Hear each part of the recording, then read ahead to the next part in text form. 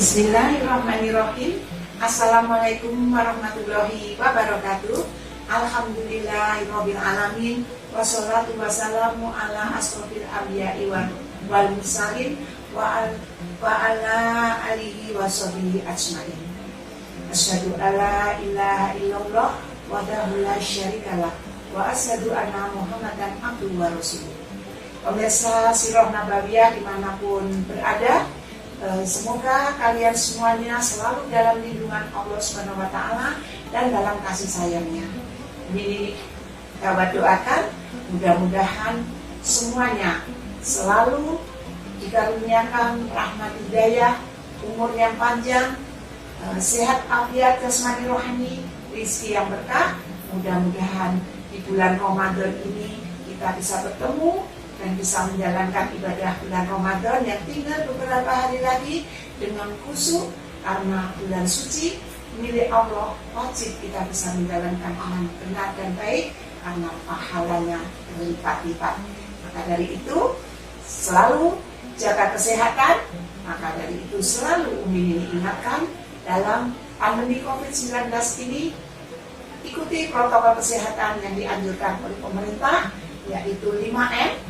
Setiap keluar rumah, memakai masker, mencuci tangan dengan sabun, menjaga jarak, menghindari kerumunan, mengurangi mobilitas, dan juga ditambah olahraga, makan yang cukup. Dan Sirah Nabawiyah ingin dikawat bekerja sama dengan CN YouTube channel. Jangan lupa like, komen, subscribe, dan bagikan. Terima kasih. Kita mulai dengan bab yang 90. Allahumma sholli ala Sayyidina Muhammad wa ala ali Sayyidina Muhammad. Bab yang sebelumnya bahwa Ka'ab bin Ashraf sudah ditemui sahabatnya, yaitu Muhammad bin Maslamah dan Abu Laila, yang pada hari itu sudah bisa mencium dan memegang kepalanya dan merenggutnya. Tim itu kemudian kembali.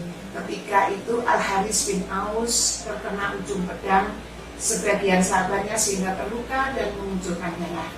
Setelah tiba di Khoratul Arif, ternyata Al-Haris tidak ada di tengah-tengah mereka.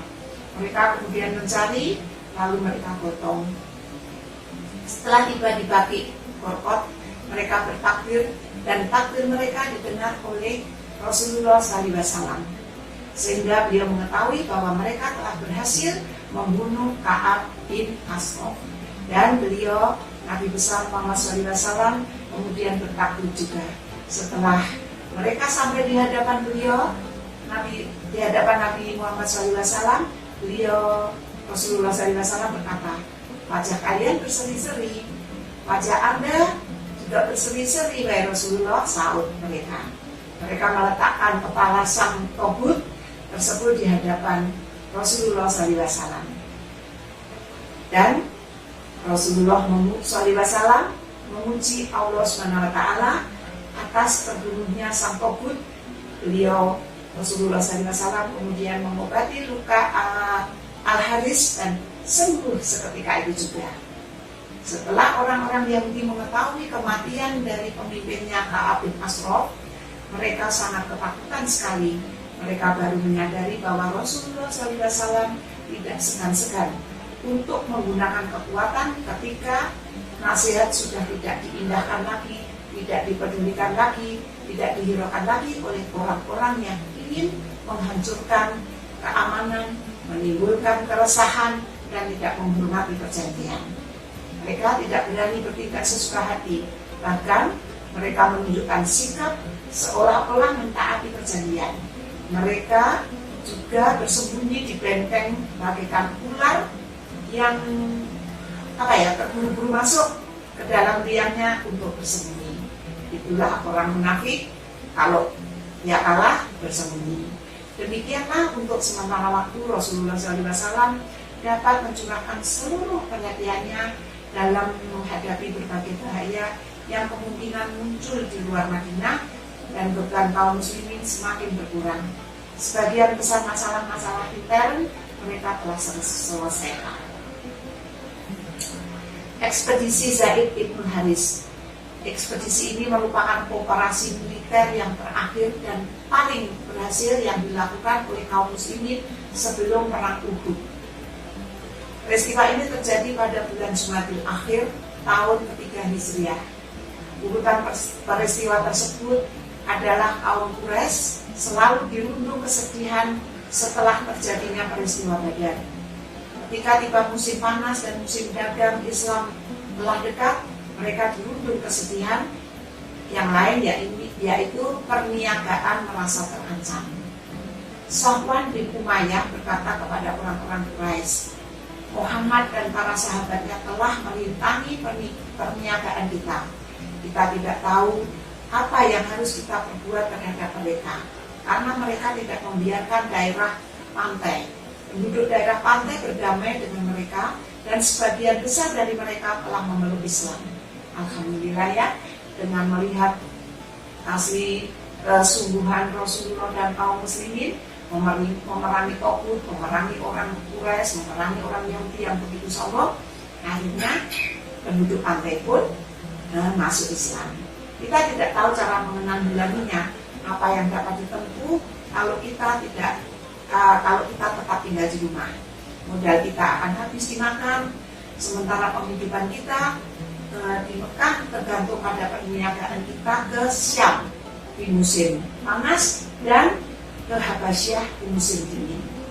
Jadi perniagaan dia itu kalau musim panas ke Syam, musim dingin ke Habasyah.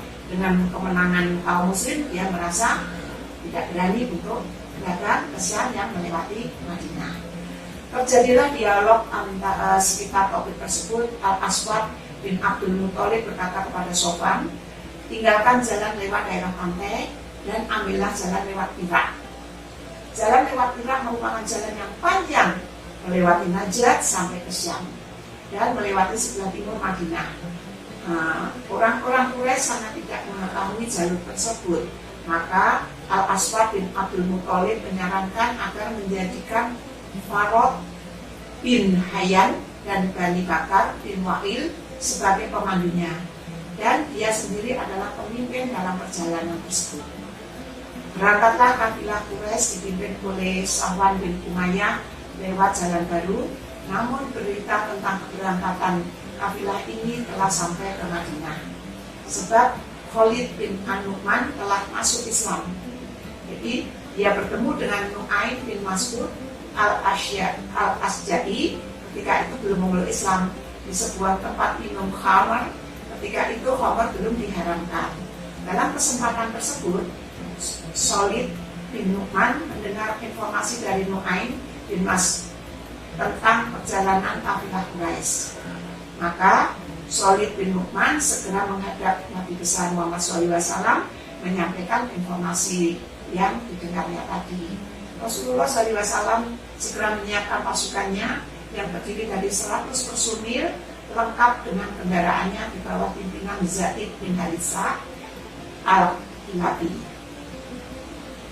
Zaid pun segera berangkat, dan di daerah Najd, yakni di Kordoh, Zaid berhasil menyergap kafilah yang sedang lengah. Zaid berhasil menguasai mereka, sedangkan Safwan bin dan para pengawalnya melarikan diri tanpa perlawanan. Kaum muslimin menawan pemandu kafilah, yaitu bernama Farod bin Hayyan. Dikatakan pula bahwa kaum muslimin juga menangkap 2 orang yang lain.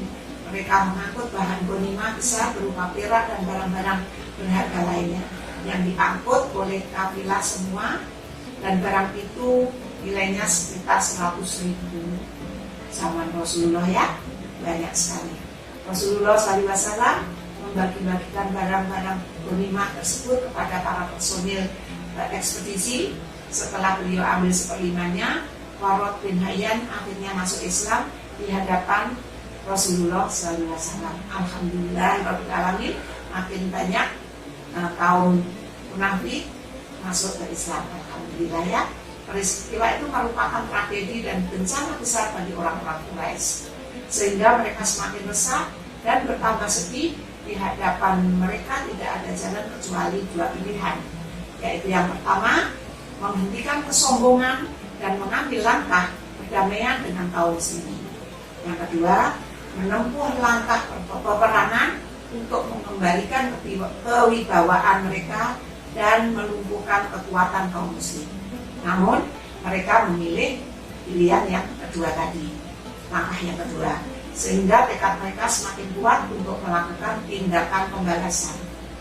Mereka giat mengadakan persiapan guna menghadapi kaum muslimin dengan kekuatan yang maksimal. Semua itu merupakan penyebab terjadinya perang Uhud. Demikian bab 90, kita berjumpa lagi besok untuk bab yang berikutnya.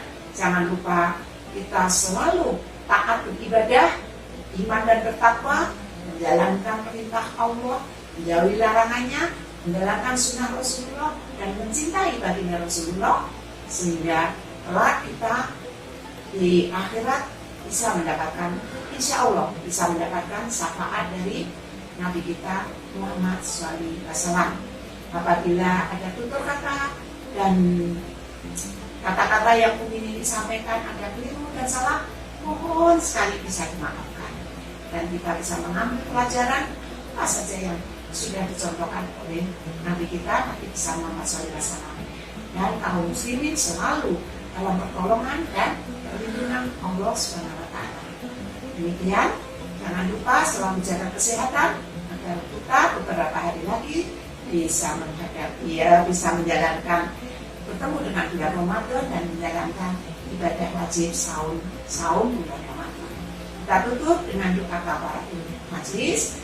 Subhanallahumma wa bihamdik asyhadu alla ilaha illa anta astaghfiruka wa atubu ilaik. Billahi taufiq wal hidayah. Wassalamualaikum warahmatullahi wabarakatuh.